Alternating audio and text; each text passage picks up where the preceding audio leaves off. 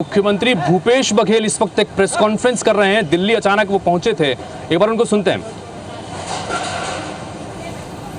कर ये रहे हैं कि ये घरों में जाते हैं, सबसे पहले मोबाइल जब्त करते हैं, फिर घर में जो संपत्ति है, जो रुपया नगद है, ज्वेलरी है, उसको सीज करते हैं, बैंक खाते सीज करते हैं, डायरी वगैरह भी हो या कुछ कच्चे में लिखा हुआ हो, सबको पकड़ते हैं। 5-6 दिन तक के घर में बंधक बना कर रखते हैं। चाहे वो वृद्ध माता पिता हो, बीमार हो, उनसे कोई लेना देना नहीं, बैठे रहेंगे। तो सवाल तो इनके पास होते नहीं, और जब तक के ऊपर से आदेश नहीं होगा तब तक खाली नहीं करते। फिर वो राजनीतिक सवाल करना शुरू करते हैं। तुम्हारी क्या भूमिका है, तुम किस पार्टी से हो, तुम कितने सीट जीतने वाले हो, इससे क्या होगा, उससे क्या होगा, वो सारे राजनीतिक सवाल ही पूछना शुरू करते हैं। ऐसे ऐसे केस हैं जिसमें ECIR नंबर नहीं है और उनके घरों में ये लोग पहुंच के प्रताड़ित करने, बदनाम करने की कोशिश।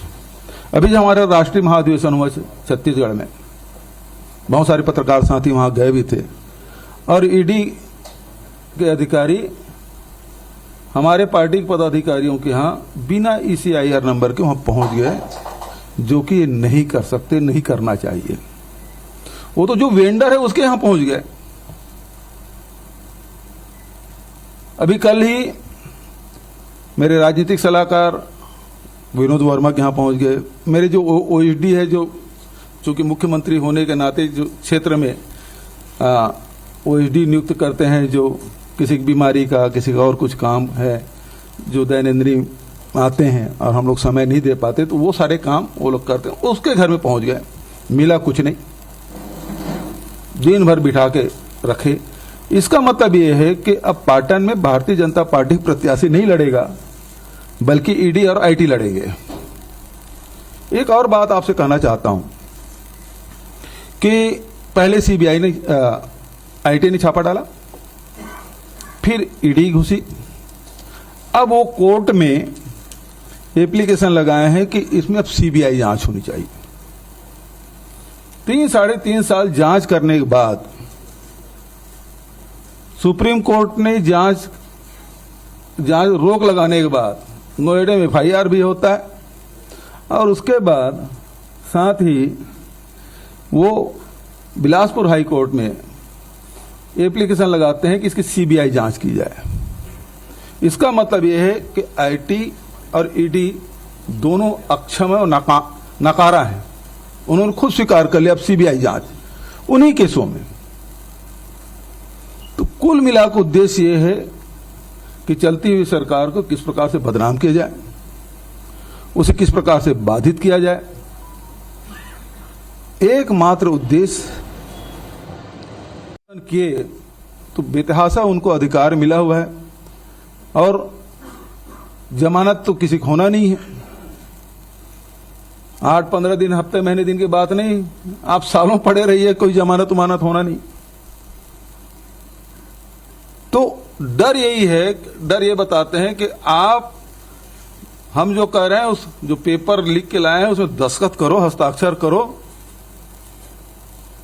और नहीं तो आप जेल जाओगे, और जेल जाने के बाद आपको जमानत नहीं मिलेगी। ये स्थिति छत्तीसगढ़ में है, और इतने कम से कम उस छोटे से राज्य में 200 से अधिक IT और ED DRI करके छापे पड़ चुके हैं।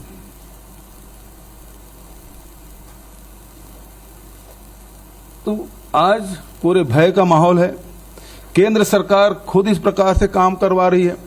संजय मिश्रा जी के बारे में तो जानते ही हैं, उनको टास्क मिला हुआ है 15 सितंबर तक के।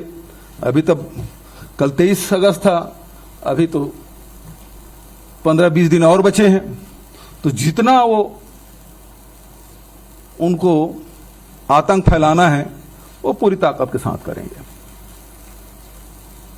क्योंकि उनके आकाओं ने एक्सटेंशन दी है, तो वो अपने आका के हिसाब से काम करेंगे, क्योंकि उन्होंने दिलाया। आगे भी कुछ मिलने की संभावना है। तो ऐसे व्यक्ति यदि काम करेंगे ऐसे इस उद्देश्य से काम करेंगे तो फिर प्रजातंत्र तो खतरे में है।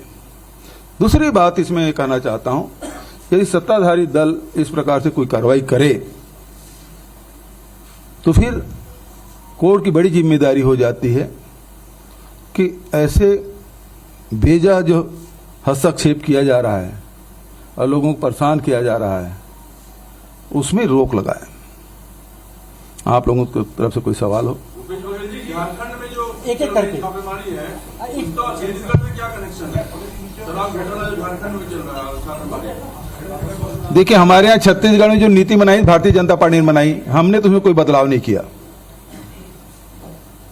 और उसके बाद रेवेन्यू भी बढ़ाया, फिर भी छापा डाल रहे हैं। सबसे बड़ी बात यह है, कोयला घोटाला और शराब घोटाला और अभी महादेव ऐप, उसके बारे में नहीं बोल पाया मैं। तीनों में एक समानता यह है कि शराब घोटाले में डिस्टिलरों की गिरफ्तारी नहीं हुई, उसकी को धर पकड़ नहीं किया गया, उसकी संपत्ति की जब्ती नहीं की गई, बल्कि यह सुनने में आया है कि भारतीय जनता पार्टी के बड़े नेता के द्वारा दिल्ली और बॉम्बे के भारतीय जनता पार्टी के नेताओं से संपर्क किया गया और उनके बाद उसके अभय मिलने के बाद उसकी गिरफ्तारी नहीं हुई। नंबर एक। दूसरी बात, जो महादेव ऐप में अभी जो सट्टा चल रहा है उसमें हमने पूरी कार्रवाई की, मेरे पास सारे पेपर हैं कि कितने करोड़ रुपए की संपत्ति हमने जब्त की, कितने लोगों की गिरफ्तारी की और कब से हम लोग कर रहे हैं। अचानक घुसे और जो राजनीतिक उद्देश्य के लिए वो लोग कार्रवाई करना शुरू कर दी। जो महादेव ऐप के हमने तो लुक आउट सर्कुलर भी जारी किया हुआ है, उसमें कोई मदद नहीं कर रहे हैं। मतलब जो जिसके लिए काम हो रहा है उसकी गिरफ्तारी की बात नहीं हो रही।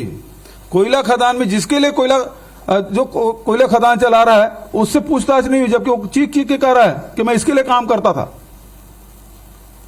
शराब घोटाले में वही, तीनों में एक समानता है। जो मुख्य आरोपी है, जिसके लिए जो सबसे लाभार्थी है सबसे बड़ा, उसके खिलाफ ईडी आईटी कोई कार्रवाई नहीं कर रही।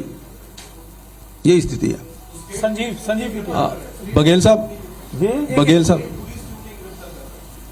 जैसे महादेव के बारे में मैंने बताया कि जो